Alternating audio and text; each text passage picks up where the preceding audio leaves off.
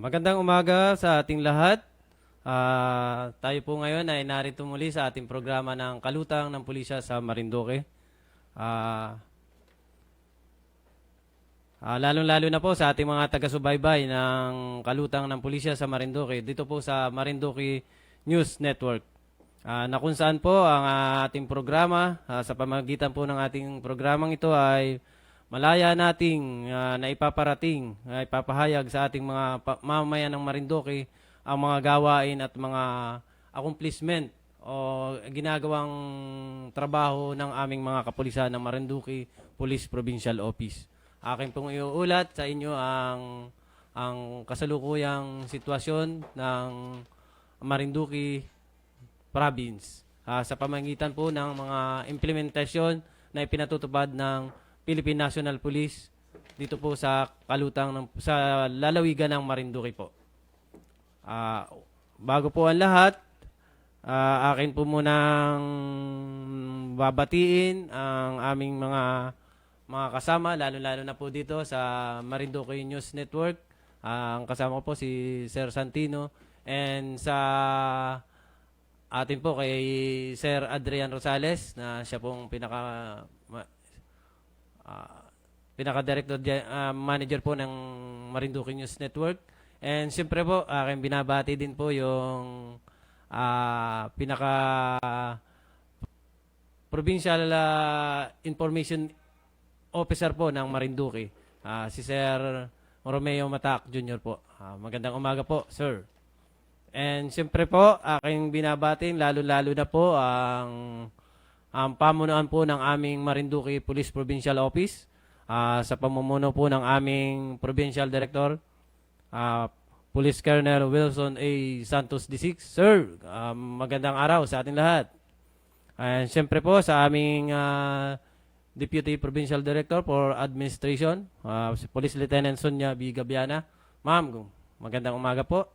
And siyempre po sa aming Deputy Provincial Director for Operation, Police Lieutenant Colonel Melvin B. Luntok. Sir, magandang umaga po. At siyempre po sa bumubuo din po ng mga staff officer ng Marinduque Police Provincial Office.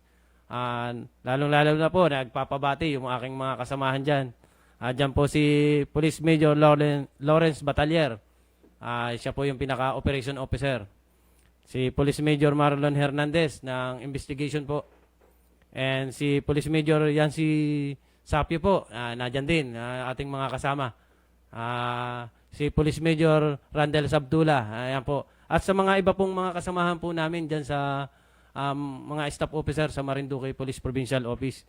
At lahat po ng mga kapulisan sa buong lalawigan ng Marinduque.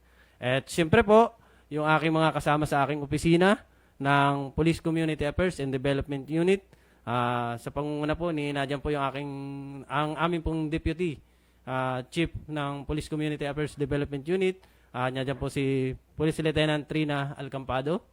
Ang aming pong pinaka-chief clerk, si Police Executive Master Sergeant Annalie Rihano. Police Staff Master Sergeant Milan Soberano, nandiyan din po. And then siyempre po yung aking kasama ngayon, si Police Staff Sergeant Franklin Aurelia. At sa aming pong mga kasama pa, nandiyan po si Police Staff Sergeant Hasmin Sul, Police Corporal Ariel Mandak, Police Corporal Benji Mausar. At siyempre po yung aming pinaka-sweetie pie, si Sweet Salvacion, in UP po namin. Magandang umaga sa ating lahat. Ako po ngayon pong araw, ika-8 ng Abril sa taong 2021. Akin pong iuulat ito po yung simula ng pag-upo ng ating GPNP, Police General Debold M. Sinas. Ito po yung accomplishment ng Marinduque Police Provincial Office. Kasama po namin ang 6 na bayan at kasama din po ang Provincial Mobile Force. Nag-iisa pong Provincial Mobile Force natin, platoon, sa Marinduque. Bumubuo po natin dito. Kaya akin pong iulat kung ano yung mga kaganapan at mga accomplishment, lalo-lalo na po itong crime situation sa atin. I-compare ko po as basis po yung November 10, 2019 to March 31, 2020. At yung kagaya po nga po ng nabanggit ko, yung November 10, 2020 to March 31, 2021. Ito po yung kabuuan ng simula pag-upo ng ating Chief PNP, Police General Dibold M. Sinas, na kung saan po nag-start po siya ng pag-upo sa atin sa PNP November 10, 2020. At isinama rin po natin ngayon yung first quarter ng 2021. Una po, muli po, magandang umaga sa ating lahat. Inyo pong lingkod, Police Major Elmer Lontok Manalo po ng Police Community Affairs and Development Unit ng Marinduque Police Provincial Office ay bumabati muli po na magandang araw sa ating lahat. Una po, akin pong ibabahagi sa ating programa ngayong umaga. Ito po ang kalutang ng pulisya. Unang-una po itong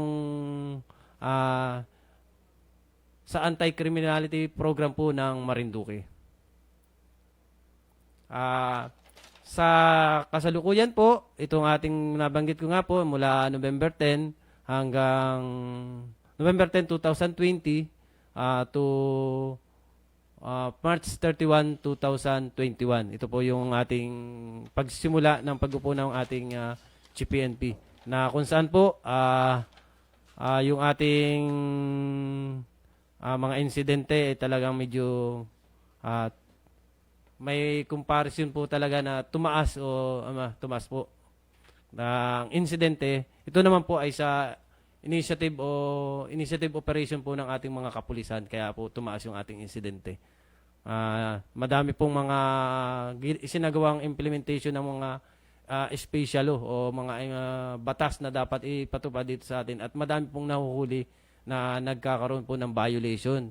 Kaya lalo-lalo na po, ang isa din pong tumaas dito ay yung pag-implementa po natin ito sa minimum health protocol. Kasagsagan po natin ng pag-implementation pa rin po dahil sa kasalukuyan po na rin panahon, tumataas pa rin yung mga cases po ng COVID-19. Kaya yung situation po natin talagang patuloy pa rin po nating ini-implement sa bawat bayan at bawat barangay po natin.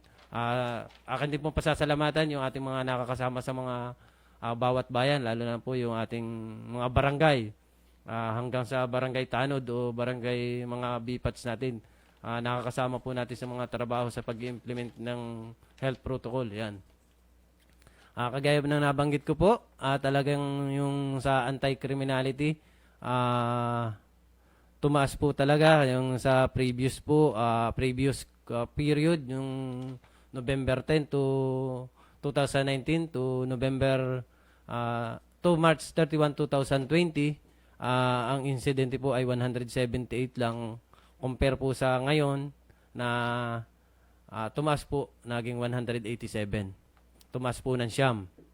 Kaya, pero ito po ay masasabing, kaya nga po, kagaya po ng binanggit ko, tumaas po ng siyam na insidente, maliit lang naman po. Pero ito po, mas lumiit naman po yung tinatawag naming mga non-index or mga covered ng revised penal code natin, na kung saan po yung mga insidente ay na-control po natin. Ang kailangan din po ito tumaas ay mas madami po yung mga kagaya po na nabanggit ko, talaga yung initiative o nasa operation ng ating mga kapulisan ng ating bawat bayan ng lalawigan sa Marinduque.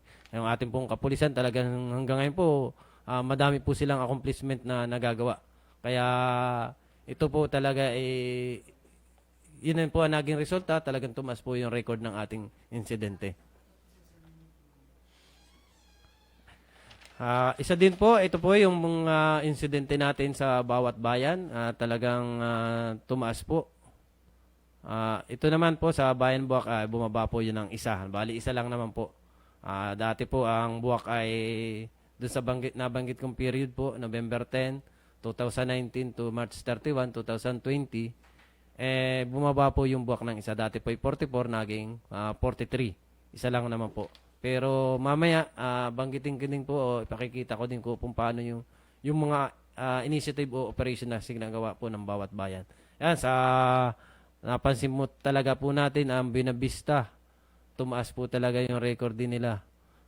Tumaas po ng dati po ay 16 lang, naging 54. Kaya ito, pumapasok po ito, bali parang November, December, hanggang bali 5 buwan po ito, parang bumubuo po itong ating record na ito. Ah, Mula November hanggang March 31. Kaya parang 5 buwan po yung ating pinagbasihan ng record nitong mga insidente. Sa bayan po ng Gasan, dyan din po talagang bumaba po, parang kagaya din po ng Buwak, isa lang naman po. Dating 23, yung ngayong covered period po nating pinakikita ay naging 22 na lang. Sa bayan po ng Mugpog, yan, ang maganda po sa bayan ng Mugpog naman po, talagang ang laki po ng ibinaba. Dating 61 po yung insidente, pero ngayon po 23 na lang. 23 po yung covered period natin. Itong November 10, 2020 to March 31, 2021. At sa bayan naman po ng Santa Cruz, aking pinakikita din po dyan na bumaba din po sila ng 5 insidente. Dating 36, naging 31. And sa bayan po ng Torrijos ay tumaas naman po ng 9. Sila po yung dati po ay 26, naging 35. Kaya makikita po natin yung pagkakaiba ng parehong covered period po. Simula November 10 hanggang March 31. Yun po ang ating covered period. Talagang tumaas po. Yun sa bayan po ng Torrijos. Then, ito yung ipinakikita ko din po dito naman, yung mismong tinatawag po naming focus crime. Ito po yung mga binabubuuan po ng mga, ito po yung focus crime namin, yung kagaya po ng murder, homicide, physical injury, robbery, theft, and rape. Yan po. Kasama po nandyan po yung rape sa focus crime. Dahil yung insidente nga po natin dito sa Lalawigan and sa ating Mimaropa region ay isa din po yung rape talaga sa tumataas. Kaya kasama po din po yun. And kasama din po dito sa focus crime yung mga sa motor napping o kidnapping o carnapping po. Kasama po yan. Pero yun naman po ay maliit po yung insidente natin dito sa Lalawigan ng Marinduque. Kagaya naman nabanggit po, kaya talagang itong same period po sa focus crime, lumiit naman po. Dati po ay 21, yung 2000, yung November 10, 2019 to March 31 to 2020. 21 po dati yung record, pero ngayon po bumaba po ng halos 12 po ang ibinaba. Ngayon, 9 na lang po. 12 po yung ibinaba. Kaya malaki po yung insidente ibinaba natin sa probinsya. Kagaya nga po ng binanggit ko, ang focus crime po sa mga iba pa nating mga taga-pakinig o taga-subaybay po ng Marinduque News Network. Yung focus crime po ay yung binanggit ko po, yung murder, homicide, physical injury, robbery, theft, yan po, and motor napping o carnapping, and kasama na din po yung rape. Yan po yung ating mga focus crime na tinatawag. At kagaya po, sa bayan din nung pinakikita ko rin po, talagang yung bayan ng Buwak, bumaba po, dating 7 ay 2 insidente lang po. At lalong-lalo na po, ang maganda po ay ang bayan ng Binavista. Dati po iisang insidente, ito pong ating ngayong period po na wala po silang insidente ang bayan po ng Binavista. At ang bayan ng Gasan po, yun lang po, sila po yung tumaas. Dati isa lang po, naging 3. At ganun din po sa bayan ng Mugpog, dating 2, naging 3, nadagdagan po ng isa. And sa bayan po ng Santa Cruz, isa din po sa maganda ang record. Dating 2 po, ngayon wala po silang insidente. And ang bayan ng Torrijos, lalo na po, talagang dati ang taas ng record nila, 8 po yung kanilang insidente sa focus crime, yung binanggit po ko kanina. Ngayon, iisa po, ngayong period nating November 10, 2020, and to March 31, 2021. Ito po yung nagsimula po yung ating, kagaya ng binanggit ko po, ito po yung nagsimula ng pag-upo ng ating Chief PNP, Police General Debold M. Sinas. Yan po, ang ating iniulat po ngayong araw. Isa din po, ay kagaya din po naman na nabanggit ko kanina, ayan nga po yun, yung mga insidente ng focus crime. Yung focus crime talaga ay yung murder, homicide, physical injury, theft, robbery. Yan po.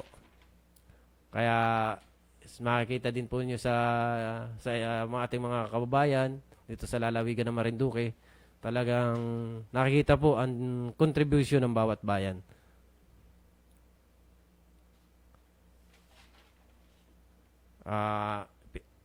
Kaya ito po ang ating lalawigan, talagang masasabi pa rin po natin talaga namang tahimik pa rin po ang ating probinsya. Lalo-lalo na po, kagaya ng nabanggit ko po, sa ating mga katulong mula sa iba't ibang ahensya dito sa gobyerno. Kaya isa din po sa aming pinasasalamatan ng Philippine National Police, ang lahat ng ahensya ng gobyerno na ating kasama, hanggang sa kababaan po sa ating mga barangay. May mga BHERT pa tayong mga kasama po dyan. Lalo na ngayon sa ating sitwasyon po ngayon. Talagang yung ating kampanya pa rin po dito sa COVID-19 ay hindi pa rin po natatapos.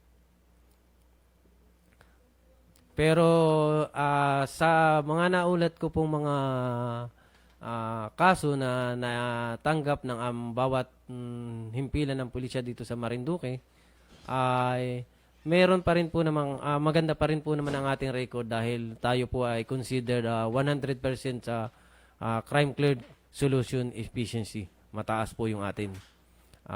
Mataas. Pareho naman po kahit yung previous record talagang parehas lang po ng 100%. Ika nga po, wala naman tayo nagiging unsolved cases dito sa lalawigan ng Marinduque.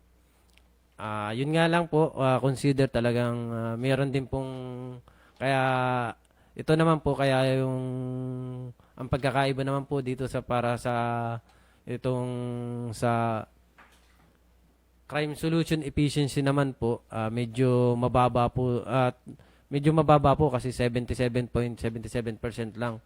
Ito po ang sitwasyon natin dito po, kaya medyo mababa po yung crime solution efficiency. Yung mga kaso po natin ay na-forward na po natin sa mga ahensya ng gobyerno, kagaya po ng Provincial Prosecutor Office or nasa mga MTCP or nasa RTC Court pa. Kaya lang, yung mga suspect po niyan ay hindi pa po natin na lahat na aresto. Kaya ang record po natin dyan ay medyo mababa pa po yung ating crime solution efficiency. Hindi po, yun po yung pagkakaiba ng crime solution efficiency sa crime cleared efficiency. Yung crime cleared po, basta na-file na po natin yung kaso na kukonsider na po yun na cleared. Pero yung crime solution efficiency, hanggat hindi pa po natin na-aresto yung tao, hindi po kabilang pa, hindi pa rin maibibilang natin maitaas. Kaya medyo mababa ng 77% naman po tayo sa lalawigan. Kaya iilan din po yung mga dito sa mga cases na nai-report na ito na natanggap natin dito sa period na ito ay iilan lang po yung ating hindi pa na-aresto.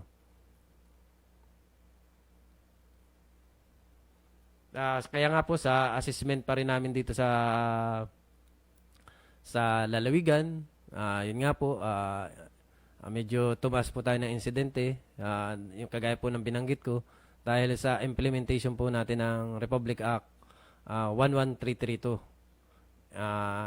Tsaka yung insidente po ng large-scale estafa cases, medyo tumaas din po tayo. Kaya itong insidente po itong ating lalawigan, yun po ang naging dahilan para kaya po tayo tumaas ng 2 incident po. Then, yung focus crime naman po, talagang kagaya ng binanggit ko kanina, bumaba po tayo ng 12 incident. Kaya ang kapulisan po, continuous pa rin po ang aming sinasagawang implementation. Kasama din po yung sa pag-i-implement sa mga kabilang na din po yung sa rape victims o mga insidente sa rape. Kasama yung mga intervention din po kaming sinasagawa. Kaya, pero ang maganda po dito sa atin sa probinsya, yung rubber and tape cases po talaga, medyo lumiit po. Wala po talaga tayo masyadong insidente sa rubber and tape. Kaya yun din po ang pinag-aano natin. At saka yung pong insidente sa patayan tinatawag o murder and homicide. Wala po tayong masyadong insidente rin sa malalawin. Kaya sa kabuuan po talagang mapayapa at natahimik pa rin po ang ating lalawigan. Kaya pasalamat pa rin po tayo. Kaya nasa pagtutulungan lang po natin ng ating mga bawat isa, ng bawat ahensya ng gobyerno at bawat mamamayan ng lalawigan ng Marinduque. Kaya muli po, nagpapasalamat talaga ako sa amin. Nagpapasalamat po ang buong kabuuan po ng kapulisan. Talagang ang ating lalawigan ay may ituring pa rin pong napakatahimik. Kaya sana ituloy pa rin po yung ating pagtutulungan po sa ating lalawigan. Aking pong itutuloy. Ang Marinduque Police Provincial Office po ay at ating mga kakapulisan po ay marami din po sa covered period na accomplishment. Meron pong aking papakita din po, iuulat din po yung mga ilang yung mga accomplishment po na sinagawa ng ating 6 na bayan. At siyempre po para maipakita ko din po na talagang tumas po yung ating insidente ay hindi po sa ika nga po yung mga initiative na po operation ng ating mga kapulisan. Kagaya po dito sa campaigns against lost firearm sa mga illegal firearm po natin, kasama na din po yung pag-uplang katok namin sa mga may firearm holder. Kami po ay dito sa buong period na ito ng November 10, 2020 to March 31, 2021, may 605 po kaming operation na isinagawa po ang ating mga kapulisan. May isa pong na-aresto at may 36 po na firearm for safekeeping yung ginagawa po namin upland katok. And sa kampanya din po namin ng kapulisan sa illegal gambling, kaya nga ito pa rin po ang aming pinararating sa ating mga mamayan ng Marinduque. Talagang medyo itigil na po natin yung activities natin sa illegal gambling, mapagsusugal. Dahil lalong-lalo na po tayo ngayon, nasa panahon po tayo ng pandemya. Sana unahin muna natin po yung unang pangangailangan ng ating bawat pamilya. Talagang kagaya po nun, may nahuhuli pa rin po ang ating mga kapulisan sa illegal gambling. Nadyan po, may 25 po kaming operation, pero ang dami po naming madami po nahuhuli. Nadyan po, 76 po yung aming nahuli ngayong period na ito. Kaya ano pa rin, kahit lalo na po ngayon, mahigpit pa rin po namin ini-implement ito kaya sa ating pong mga mamamayan, sa ating mga bawat barangay, sana ating mapagsabihan din yung mga nais pang maging libangan sa panahon ngayon ng pandemya.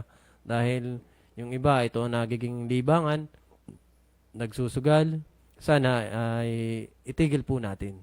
Kaya yung iba naman po na nais na may nakikita pa rin talagang hindi natin mapigilan, lalo na yung ating mga barangay official, kung hindi nila mapigilan, i-report po sa ating mga bawat munisipyo may mga hotline numbers po tayo dyan na pwede nating i-report nyo. Kasi yun nga po ang kagandahan ngayon. Yung ating mga concerned citizen na-report po sa atin sa aming pong mga kasama na para magkaroon po kami ng operation na isinasagawa. Dahil sa pamagitan po ng text o tawag, madali po nating malaman kung saan mo po mayroong mga illegal activities na nangyayari sa ating lalawigan. Kaya ito po ay isang magandang pagtutulungan talaga, yung ating cooperation sa bawat isa, bawat mamamayan, ay ating nagagawa na ng solusyon yung problema sa ating bawat barangay. Yan din po, sa illegal logging, meron pa rin po sa ating na talagang doon po sa period na aking binanggit, yung simula po ng pag-upo ng aming Chief PNP, Police General Debold M. Sinas. Ito po, simula po November 10, 2020 to March 31, 2021. May 31 po kaming nahuli sa campaigns against illegal logging. Medyo madami po ito, kaya ito din, isang ating alagaan ang ating kalikasan. Kaya nga po, sabi nga kaligtasan, at kalikasan po ating pangalagaan. And siyempre, isa din po sa ating kalikasan na kampanya, ito din pong sa illegal fishing. Ang dami po naming gisinagawang operation. May 27 po kaming sinagawang operation, pero 104 pa rin po yung aming nahuli. Ito buong lalawigan na po ng probinsya natin sa Marinduque. Ibig sabihin po, talagang madami pa rin po na gumagawa ng panguhuli po sa maling pamamaraan. Kaya ito pa rin po ang isa nating panawagan. Sana ay itigil na po natin yung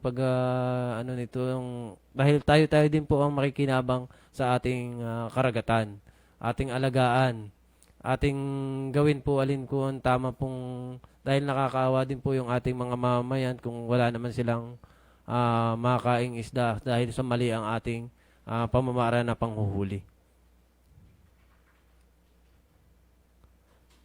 Ang isa pa din po, ito talaga, kaya medyo pinagtutuunan sa po natin ng pansin talaga itong kampanya po natin sa ating kalikasan. Isa pa rin po itong illegal mining. Medyo meron pa rin po, nawala na nga po yung mga mining or markaper activity sa atin dito sa probinsya, pero meron pa rin pong ilang mga kababayan po ang medyo nagbabiolate. May 5 pa rin po tayong nahuli ngayon. Kaya medyo ingatan po natin ang ating kapaligiran po, ang ating kalikasan, karagatan man o kabundukan. Ano po? Kaya ito po talagang kahit po kasi nakalusot po sila sa lugar, pero pwedeng mahuli namin yan sa checkpoint, lalo na po yung mga walang permit. Pag walang permit, talagang mahuhuli po yan sa checkpoint. And kagaya po ng binanggit ko kanina, tumaas po talaga yung ating insidente dahil kasama na po yung pag-implement po namin ng local ordinances. Kasama po yung mga ordinances ng mga bayan and ng provincial. Atin pong ini-implement ng bawat munisipyo natin ay mga bawat kapulisan po natin ng bawat bayan. Yan po, talagang nung una pong period, talagang unang pagharap po natin yan, yung 2019 to 2020. Diyan po yung mga warn pa lang tayo, nagwa-warning tayo lalo na dun sa mga health protocol implementation po. Nung una, winawarningan lang po natin, kaya napansin po ninyo medyo, ngayon, wala na kaming warning po kasi talagang, although meron din pong napapagbigyan, pero talagang kailangan po natin i-implement dahil napapansin po natin sa ibang probinsya, lalo na po itong Quezon. Kasi yan po ang una nating malapit sa atin sa Marinduque. Dahil yan po ang daan natin bago tayo makarating dito sa lalawigan, ang Lucena. Medyo tumataas po yung Quezon. Kaya yung talagang pag-iingat natin, kailangan po ay nadyan po yung implementation talaga po nitong local ordinances. Yung mga nagtatravel dito sa atin sa lalawigan, lalo na nagbabiolation po sa ating minimum health protocol. Kaya yan po, talaga ang dami po nating huli. 1,348 po. Mga violation po sa local ordinances po yan. And yan po, may nagmulta na po, 1,345. Kalimitan po naman yan pag may mga ordinances, may kakibat na multa po sa bawat ordinances na implement po natin. And kasama din po dyan sa mga ordinances natin i-implement ay yan pong pagpatupad din po sa mga traffic natin, traffic rules and ordinances po natin din. Kahit po tayo nasa pandemic, atin po pa rin strict implementation pa rin po ng traffic rules. Dahil hindi, lalo-lalo na po nitong nakaraan, tayo po talaga ay nag-implement ng road clearing. Nadyan po ang atas sa atin ng Department of Interior and Local Government, ang ating pinaka ahensya po ng government natin. Under po kami niyan ng ating department ng DILG. Lalo-lalo na po dito sa pag-implement po natin ng road clearing itong nakaraan, nagkaroon po ng validation. Kaya yan, tuloy-tuloy pa rin po natin sinasagawa ang panghuhuli po sa mga nagbabawilit natin mga kasamahang mga driver po. Kaya sa mga membro po ng mga TODA, yung mga, or mga private na mga mamamayan natin na nagmamaneho ng mga sasakyan, talagang medyo sumunod po tayo sa ipinatutupad na batas, maging municipal ordinance man lang ating masunod po. Ang pagsunod po natin ay isang maganda na din magiging resulta. Yun din po isang tulong na rin po natin sa ating gobyerno, sa ating bayan at sa ating lalawigan. Kaya madami pong programa yan, isa din po sa isang programa ng aming na pinararating ko din po ng kapulisan. Meron din po kami ini-implement diyan yung kaya tinatawag naming Uplan Bantayan, na kung saan po ito ay lalong-lalo na po na-implement namin ito yung Uplan Bantayan ay dun sa mga kaya po ito Uplan Bantayan or Uplan Seashore. Ito po ay may nabuo po kami mga informant o mga pwede mag-report sa amin, lalo na sa mga karagatan, yung mga nagbabiolate po sa mga illegal fishing. Sila po yun. Kaya sa pag-implement po ng ng ating mga kalikasan ay talagang karagatan kasama po ay mayroon po tayong binubumba sa bawat bayan o bawat barangay para sa nakikipagtulungan po sa atin. Yan po kaya laking bagay po talaga sa atin na yung mga kampanya po natin ay kaya sabi ko nga po, lahat ng kampanya, pag wala ng coordination at pagtutulungan, hindi po natin magiging matutupad yung ating nais na ipatuwad sa isang lugar natin. O bawat bayan, bawat barangay, hanggang po sa buong lalawigan natin.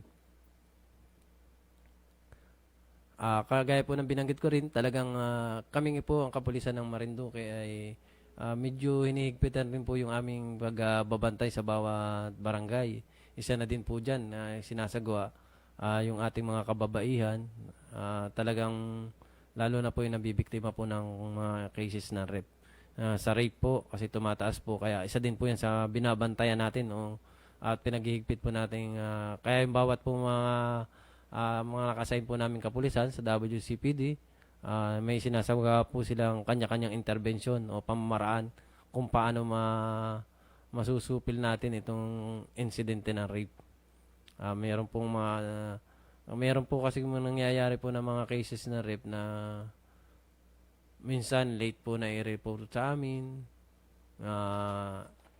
Na-report po sa amin kung kailan nakalipas na. Kaya yun po yung nakasama po sa amin na kaya medyo bumababa po yung ating crime solution efficiency. Yun po ay pag wala pang hindi pa po na-aresto dahil kalimitan po yun ay late reported. Nagiging regular filing lang po yun. I-intay pa po namin yung warrant. Then, kaya minsan yun po ang napapabilang sa amin sa cases po na kaya bumababa po yung crime solution efficiency. Kaya hinihigpitan pa rin po naman ng kapulisan na after na i-file na isyuhan po ng warrant ng ating court ay ini-implement po naman natin na para mahuli po yung ating mga kinakasuhan po natin. Kaya ayan po, talagang madami po yung sinasagawa ang ating mga yung isang pong unit na WCPD po natin ng kapulisan. Madami po silang mga ginagawang lecture. Kaya lang po ngayon talagang kaya medyo kami nagbabawas lang po kami ngayon ng mga activities. Kasama na din po yung sinasagawa po ito po, information dissemination. Ito pong kagaya po na itong programa namin ng Kalutang ng Pulisya. Ito po, isa din po namin itong sa talagang kampanya, talagang yung inihingi namin yung mga tulong ng bawat mamamayan. Dahil dito po para namin maiparating kung sa inyo yung nais na pwede po natin pagtulungan. Para mapaliit po lalo at kung maaari nga po walang mangyaring insidente. Ang Marinduque Police Provincial Office po ay madaming mga programa. May mga plano at programa po. Unang-una po, ang ating probinsya po ay isa din po sa tourist, tinatawag pong tourist spot. Kaya pinaplano din po at isang programa ng kapulisan, ma-activate po ang tourist police unit sa ating probinsya para sila din po yung maging mag-focus sa seguridad ng ating mga tourist spot o tourist destination dito sa atin sa probinsya. Yan po, kaya yan po ay isa din po sa isang plano at programa ng ating kapulisan. Ito po naman ay sa pakipagtulungan pa rin po, lalo-lalo na po ng ating local government unit po natin, ang bawat bayan at siyempre po sa ating probinsya sa lalawigan ng Marinduque. Hindi po natin ma-activate ito basta-basta kung hindi po natin ito pagtutulungan po. At siyempre po, isa din po sa ating plano at programa yung ang probinsya po ng Marinduque ay talagang kasama po pa rin sa tayo po ay na-declared na rin pong insurgency-free province. Kaya lang ay kailangan sa inyo pong pagtulungan sa ating pagkakaisa natin para mapanatili po natin ang ating probinsya ay insurgency-free province ay dapat ay naroon pa rin po yung ating pagkakaisa at para maging ma-maintain po natin ito. Lalo-lalo na po yung inyong suporta ng ating mga mamayan. Kagaya po ng binanggit ko, hanggang sa barangay dapat kasama po natin kayo. Hanggang sa buong probinsya natin po. Kaya nga po, ang mamamayan din po, isa din po namin sa katulong dahil kayo po mismo ang mata at tainga ng probinsya na pwedeng maiparating sa amin kahit ano pa ang insidente. At kung sino pa mo po ang may hangarin sa ating probinsya, ay kayo rin po ang makakatulong sa amin. Lalong-lalo na po ang isang problema din po talaga natin dito sa probinsya, kagaya po na yan, hindi pa rin po namin na-activate yan tourist police na unit dahil kulang po tayo sa kapulisan. Kaya isa din po sa talaga namin nagiging pinagpapasalamat, lalo na po yung ating nagagamit na mga na-organize na force multiplier. Aming talagang laking bagay po na katulong namin po yung mga nasa barangay. Yung ating mga force multiplier, pero kung mga grupo dito sa probinsya, sila po yung nagiging ano. At ngayon din po, yung talagang programa, sinusuportahan din po natin yung mga activities natin ngayon, lalo na po tayo ngayon ay yung programa ng ating presidente, yung National Task Force LCAC o End Local Communist Armed Conflict, ang EO70, talagang dapat ma-maintain po natin para ma-implement po itong EO70 dahil ito po yung magiging maintain po natin ang probinsya ay talagang insurgency province po. Kaya yun po ang isa din pong inihingi namin ang tulong sa inyo sa ating mga mamayan ng lalawigan ng Marinduque. And yun nga po para makamtan natin ito ang probinsya para ma-maintain pa rin po natin.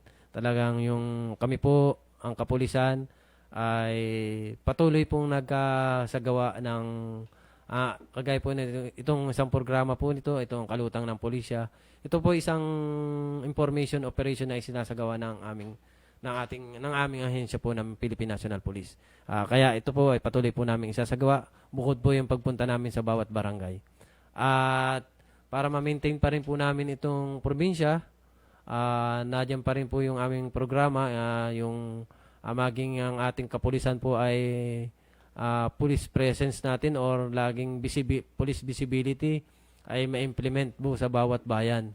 Lalong-lalo na po kung saan yung meron tayong madaming mga bisita o tao dito sa lalawigan.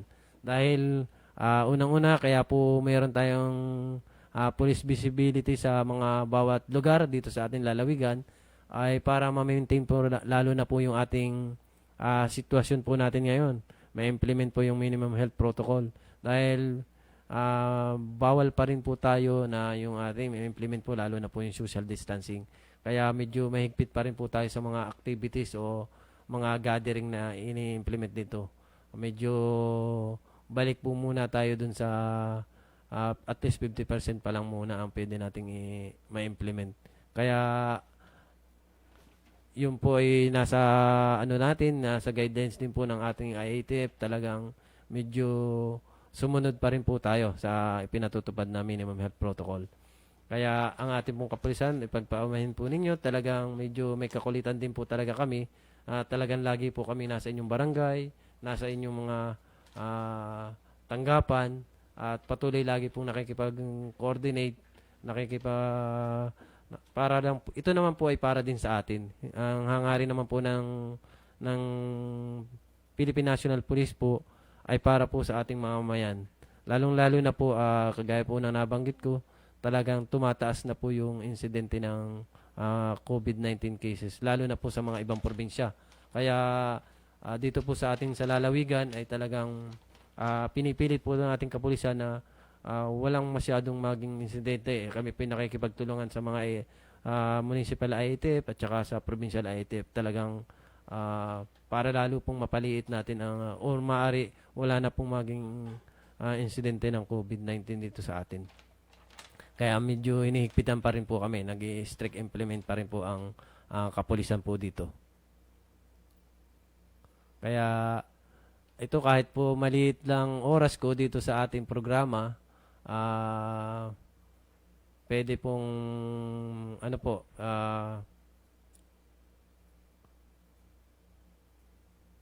may mga ilang babatiin lang po muna ako. Nagpapagreet po yung mga ilang ano natin dito sa ating programa po dito sa Marinduque News Network. Aking babatiin lalo na po yung God bless po daw po sa watching from Bukawi, Bulacan. Yan, may na abot pala tayo doon ng ating Marinduque News Network. Yan. God bless po. And kay Oyi Roldan, congrats po, Major. Sana po, request lang na maikutan nyo po sana lahat ng barangay ng buong probinsya natin. Mga pulis po sana ng kanya-kanyang bayan ang mag-ikot para malaman ng taga Marinduque na may pulis. Visibility po sila. Maraming salamat po, Major, sa pag-aalaga sa ating probinsya. Salamat din po. Yan nga po ang isang programa na natin sa kagaya po ng binanggit ko. Talagang inihigpitan po natin na ang ating mga kapulisan maging visible po sa bawat barangay at bawat bayan dahil kahit po ika nga binanggit ko nga po ay kulang yung ating kapulisan pero ginagawa pa rin po natin ang maaabot ng kakayahanan po ng ating kapulisan po. Salamat po sa concern kay Sir Oye Roldan po.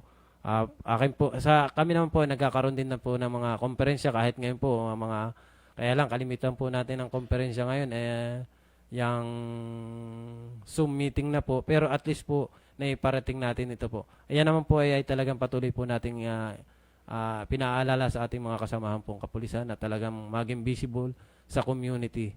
Kaya tayo po mismo kailangan lumapit sa ating mamamayan. Wag na po na, yun nga po ang sinasabi namin, wag nang intayin pa na ang mamamayan lagi ang lalapit. Dapat mismo ang kapulisan mismo po ay nasa ating mamamayan para madali po tayong magkaroon ng cooperation at coordination po. Iba po yung magkasama lagi ang may unawaan po lagi ang mamamayan at lagi pong mabilis pong naiparating kung ano yung concern ng ating mga kababayan at ng mamamayan po natin sa lalawigan. Yan po, kagaya din po ni Ma'am Winnie M. Chin, si proud to be Marinduqueña. Opo, talagang ang Marinduque po talaga, Marinduqueña. Dito po sa atin sa lalawigan ng Marinduque, talagang iba po yung ating tradition and culture. Talagang iba po. Kaya proud to be Marinduqueña po talaga. And then si Ma'am Josie Areda din po. Saludo kami sa kapulisan sa Marinduque. Maraming salamat po sa serbisyo nyo dyan sa Santa Cruz, Laguna. Galing po siya dyan sa Santa Cruz po. Pagpalain kayo ng may kapal. Salamat po, ma'am. Pagpalain din po kayo ng buong may kapal. And then kay Joel Raga Narsales, pabati po, watching from Mugpog. Thanks po. Salamat din po sa pagsubaybay po. Ayun nga po, kagaya po ng binanggit ko, talagang kahit po maliit yung programa namin dito sa atin sa Marinduque News Network. Ang nais lang po talaga naming maiparating sa ating mga mamamayan dito sa Marinduque.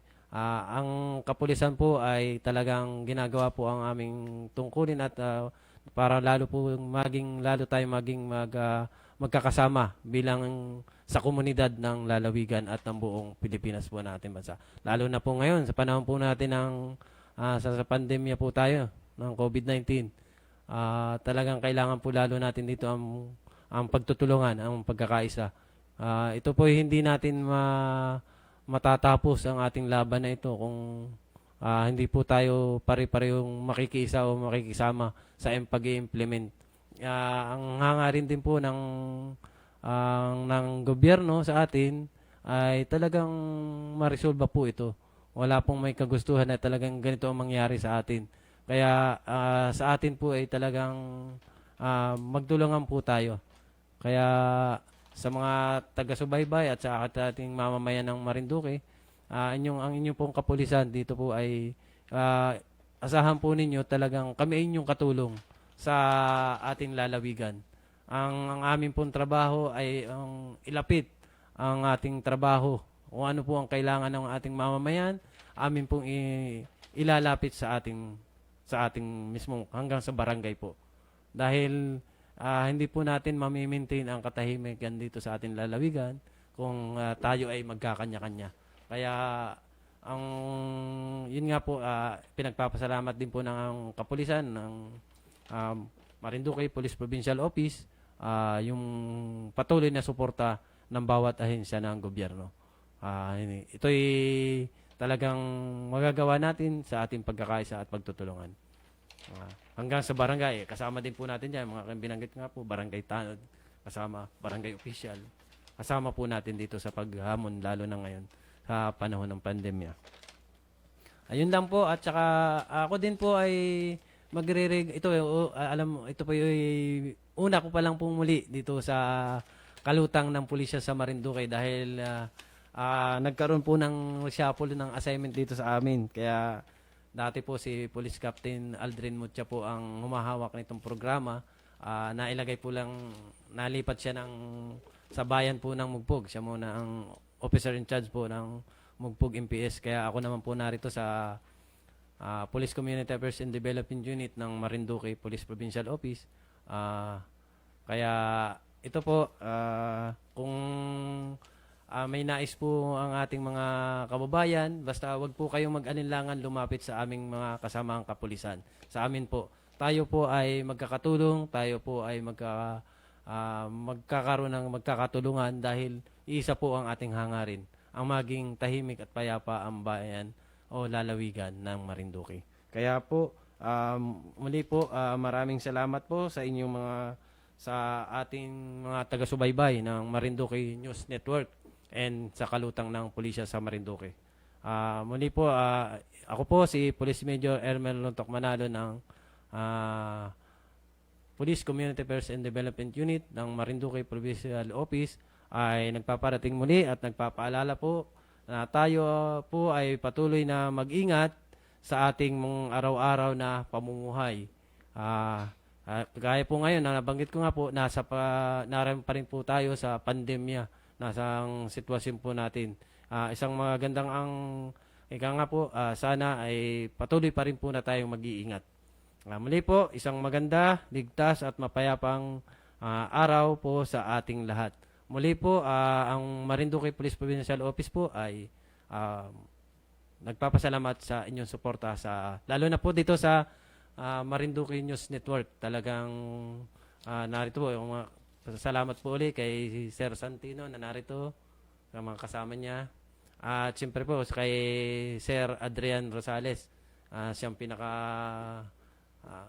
Managing Director po nitong Marinduque News Network.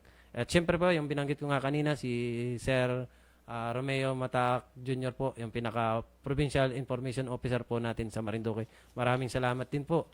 Talagang tayo naman po, yung ginagawa po nating information operation na ito, ang isa po tayo ng hangarin. Kaya kagaya ng binabanggit ko po, nasa pagtutulungan, salamat po sa ating pagkakaisa at pagtutulungan at may parating natin kung paano tayo makakatulong sa ating mamamayan. Muli po, maraming salamat at magandang araw po sa ating lahat.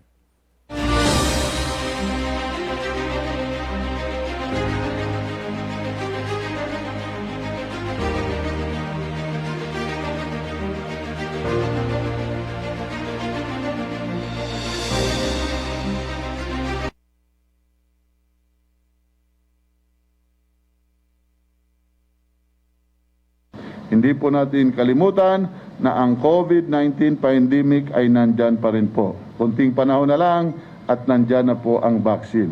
Tuloy-tuloy po natin itong ipagpapatupad at mag-observe tayo. Bakit kailangan magpabakuna kontra sa COVID-19?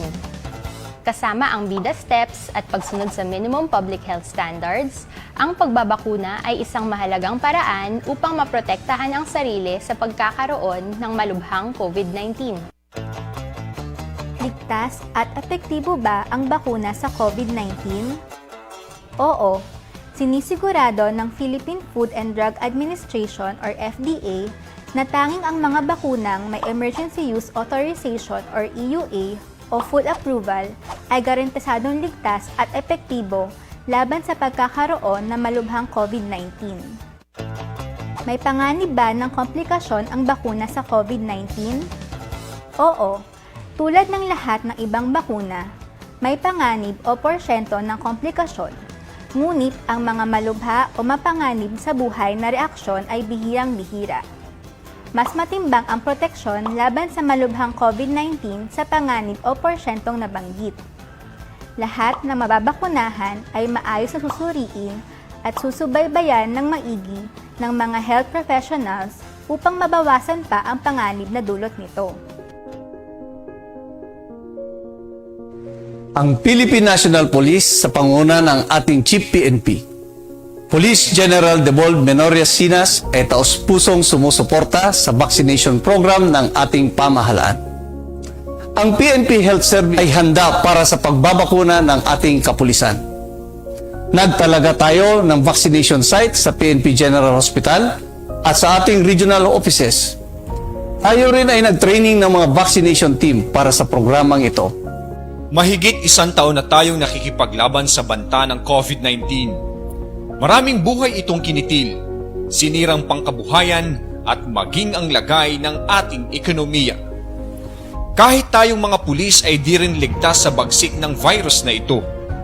Marami tayong kasamahang pulis na nagpositibo, nagkaroon ng malalang kondisyon at ang iba'y binawian ng buhay. Sakit ng aking katawan, aking ulo, at nawala na po ng mga panglasa, na-isolate na ako, at nilagyan ako ng tubo.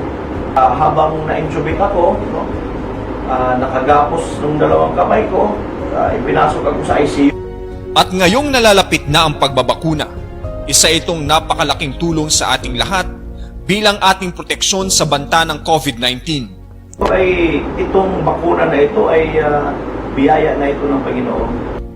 Puspusan ang paghahandang isinasagawa ng pambansang pulisya upang maisakatuparan ang vaccination program para sa mga miyembro nito. Suporta at pakikiisa ng lahat ang kailangan para sa tagumpay ng pagbabakuna. Kasama ang lahat ng PNP Medical Frontliners, hinikayat po natin ang lahat na magpabakuna laban sa COVID-19. PNP, good morning to all. I would like to encourage our 220,000 strong PNP personnel to get vaccinated and support the national government's COVID-19 vaccination program. It is critical that we protect ourselves and protect our families. However, it is equally important that as frontliners, we show confidence in the vaccination program of the government so that other people will be encouraged to follow our example and get inoculated. Together, our action can help others decide to get vaccinated and be part of the solution to end the pandemic in our country and get to live our lives as we know it. Iba na ang protektado, magpabakuna tayo, walang iwanan. Thank you at mabuhay tayong lahat. This will help prevent the spread of COVID-19.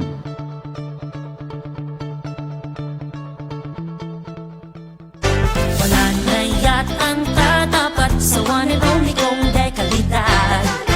Ligtas maaasahan, sakto sa timbang, kaya magpa-deliver na ang Soleil, Soleil, Soleil. Ako sa'yo'y panatag talaga.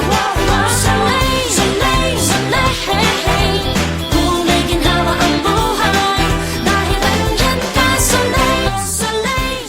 Tawag na sa 332-1624 o mag-text sa 0938-418-2604 at 0935-317-1797. Soleil, dapat lang safe and reliable.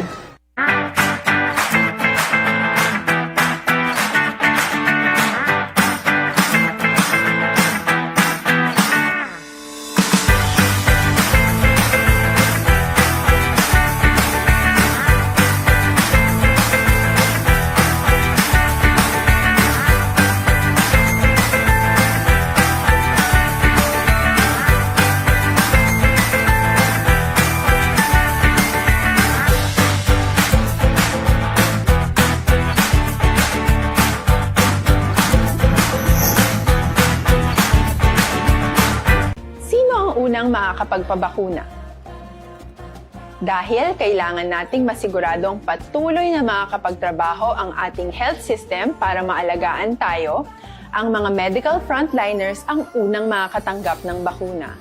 Susunod dito ay yung mga eligible na senior citizens dahil sila ay nasa greatest risk ng severe infection o kamatayan. Alam natin ito dahil sa ating lokal na datos na mas mapanganib ang COVID-19 sa mga matatanda. Ang pagkakasunod-sunod na kung sino ang unang makakatanggap ng bakuna ay natukoy sa tulong ng mga eksperto. Tara sa Vida Vaccination!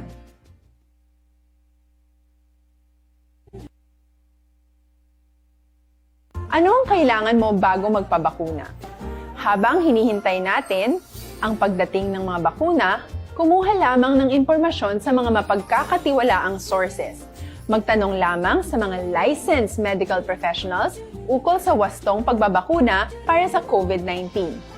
Matuto rin tayong mag-verify ng ating mga nababasa o naririnig. Tanging tamang impormasyon lamang ang makakapaggabay sa atin sa ating desisyon na magpabakuna. Ang inyong health history ay mahalaga din sa pagtukoy kung dapat ka bang bakunahan o hindi, kung anong bakuna o angkop sa iyo. Kaya naman, importanteng seryosohin natin ang health screening na ito. Magpakita sa araw ng inyong screening at ideklara ang inyong complete health history, gaya ng allergies o mga risk factors o mga sakit noon. Masusuri ka lamang ng tama ng isang health professional kung ibibigay mo ang mga hinihiling na impormasyon. Kung hindi ka naman sumailalim sa screening, hindi ka maaaring i-book o i-schedule para sa pagpapabakuna. Tara sa